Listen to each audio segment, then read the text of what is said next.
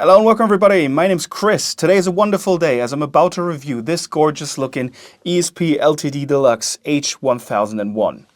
Enjoy!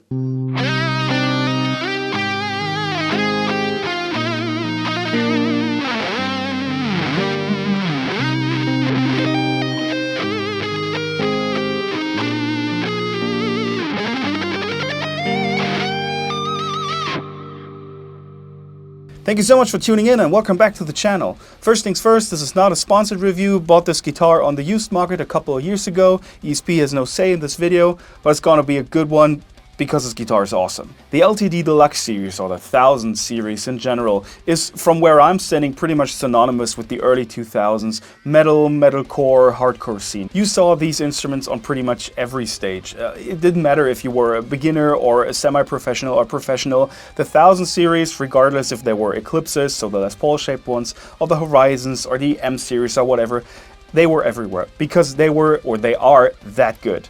My reviews usually don't focus too much on the actual specs of the guitar, but more how does it feel to play it, how heavy is it, you know, all this kind of stuff, that it becomes very important once you take this with you on stage or into the rehearsal room. So I'm gonna put the original specs from the ESP catalog from 2008 on the screen now so you can check it out, and then yeah, let's get reviewing. So as you can see, this is one of the H models, so the Horizon models, which are of course based on a power strat. The overall setup with this is fairly easy. There's two pickups, a selector, tone, volume, well usually there's tone, but we'll talk about that in a minute, a string through construction, a set neck construction, can you see that on the camera? There it is.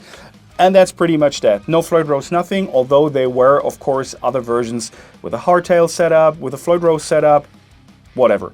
Now the first thing that you're gonna notice when you pick this thing up, it is super light. This is pretty much the lightest guitar that I've ever owned, and if you're standing on stage for 90 minutes and upwards, this is a godsend. When you have a Floyd Rose setup in your guitar, that makes of course the instrument heavier by default because you have the brass block and, you know, just additional metal parts. So this I'm taking not into consideration. But again, I have other guitars that don't have like a trem setup, and this is still lighter. So that's a most definite plus point. The string through construction is something I wasn't familiar with before I got this guitar. This is my first string through construction guitar. And there's some talk on the internet that this is supposed to give you more sustain. Personally, I don't know.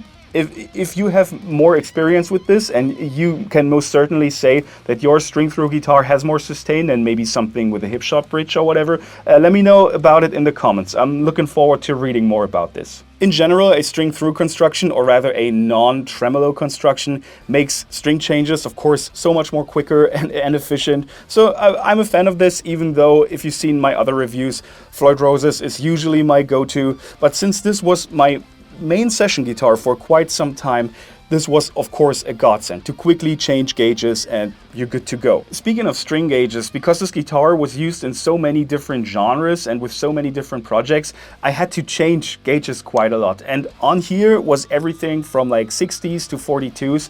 And the most amazing thing about it was that I never, and I'm not making this up, I never had to adjust the truss rod once. And I don't know why. It takes every gauge like a champ. Of course, fiddling around with the truss rod is not an issue, right? You just take the cover off and then you do your stuff with your Allen wrench and you're good to go. But it's perfectly straight. It has been perfectly straight for, I think I've owned this now for 3 years. And I'm fucking great with this. The pickups in my guitar here are an EMG 81 in the bridge and an EMG 85 in the neck.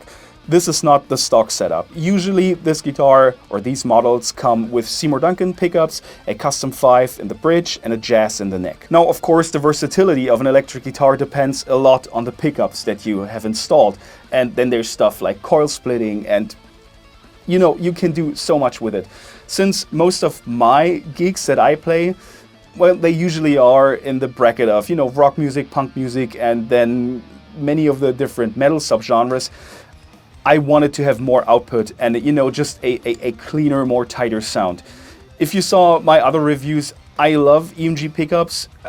Other than for a couple of exceptions, I have them in pretty much every guitar. So this was, for me personally, a no-brainer, but I understand that this choice of pickups makes it a little less versatile than it could be. Of course, this all comes down to preference. You can put in here whatever you want. The cavities are big enough to put active pickups in here as well. So yeah, This is great. The stock pot setup with this guitar is usually this is where the volume knob goes and this is where the tone knob goes. Now, to make this guitar even less versatile, because I really don't need the tone knob, I just ripped that out and put the volume here so that I have more space to, you know, move my hand, especially for all the metal shreddy kind of stuff. I just put this little, you know, this plastic thingy in here to, well, yeah, to close the hole so that I don't accidentally, you know, so that there doesn't go water or fake blood or whatever is being used on stage goes inside the guitar and messes with the electronics. Yeah, looks a bit weird. I need to paint that really, but yeah, it's a practical thing right now. The switch I also replaced with an EMG switch because they're so satisfying to use. I don't know. I think this is the best three-way selector ever. The set through construction on here is amazing. Like, fret access is so easy and you can reach the 24th fret like with no issue at all. It's, yeah, I'm a big fan of neck through constructions or set through constructions. So another major plus point for me when playing this or when taking it on stage with me. The frets on here are nickel frets. I usually prefer stainless steel frets, but then again, these work fine. If you want to replace these, it has a binding. So yeah, personally, I'm not handy enough to do this kind of stuff, so I would need to talk to a guitar doc to replace the nickel frets with stainless steel frets and then reapply the binding. But like I said, nickel frets are great. The guitar comes also stock with locking tuners, which work great. I never had any issues with them at all. Spontaneous drop tunings on stage work great. Just remember, you need to properly stretch your strings in order for them to stay the best in tune that they can. The overall feel of the instrument, and other than for the fact that it is very light, is amazing. And I said this, I think it was the review of my Alexi 600, that early 2000 LTDs from, this is a Korean one as well, yeah, from Korea have something magical about them. And I don't know what it is. I've never played an LTD from Korea from, you know, 2005 to 2010 that didn't feel awesome. There was something was going on at the factories back then, and it's grand. Like the fret edges are super rolled off. It feels so nice. It feels very professional. Like you literally don't have to do anything with this when you pick it up for the first time and start playing. When I found this on eBay and went to the dude who sold this, he gave me the guitar and was like, "Here, just take your time and fiddle around with it." And I literally sat down, played a couple of notes and was like, yep, I'm gonna take this with me, because it felt so familiar and it felt so much like the Alexi 600. The 600 signature series of instruments, doesn't matter if it's the Alexi or the Gus G or Michael Emmett or whatever, they are pretty much the same as the 1000 series of instruments. The only thing that I had to fix, in air quotes, when I bought this guitar was that I had to oil the fretboard. It was very, very dry, and I guess the previous owner never did anything to it. So it took me actually quite a bit of oil and stuff and to get it to be healthy again. But once that was done, amazing. In terms of looks, as you can see, this guitar has this abalone, I think it is pronounced abalone binding, going pretty much around the body and then also on the fretboard. I know that some people do not like this and think this looks cheesy. I like it, but it wasn't the reason why I bought this guitar. For me, this abalone binding is very synonymous with the LTD Deluxe series. I guess that's what it was, right? I think they used that on that series in particular. I think it looks cool, but I would understand why somebody would say, really not for me, that's a bit cheesy. The headstock as well is something that, you know, I can see why some people would not like this. I think when it comes to ESP headstocks, I usually prefer, you know, the very pointy one, the one that you find on your regular, on the M series, for example, or on the Alexi models. This is okay. I think I just prefer, you know, the straight 6-in-line, not even the reverse. The reverse headstocks are really not my thing. You know, just your regular old 6-in-line tuners, and that's it. Again, nothing to complain about. It works great. As long as the tuners are great, I'm fine. The cool thing about this guitar is really that, depending on, of course, what kind of pickups you put in here, is that it is so versatile. Like, the looks are...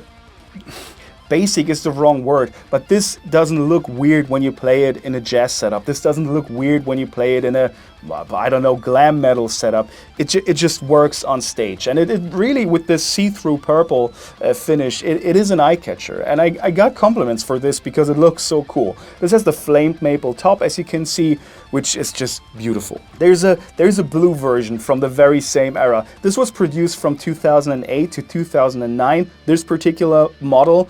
And there also, like I said, was a blue version. After that, things got changed up. These get released every couple of years again with different finishes, and then there's quilted maple and flamed maple and whatever.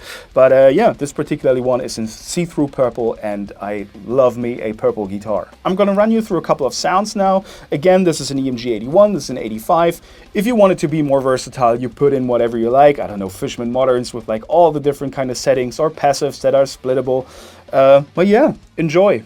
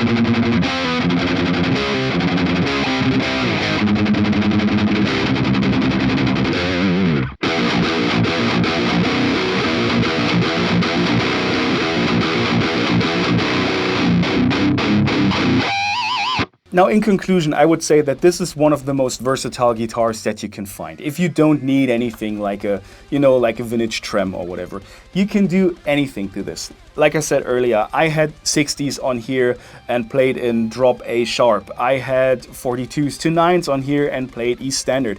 And it took everything so well, and there was no adjustments I had to do.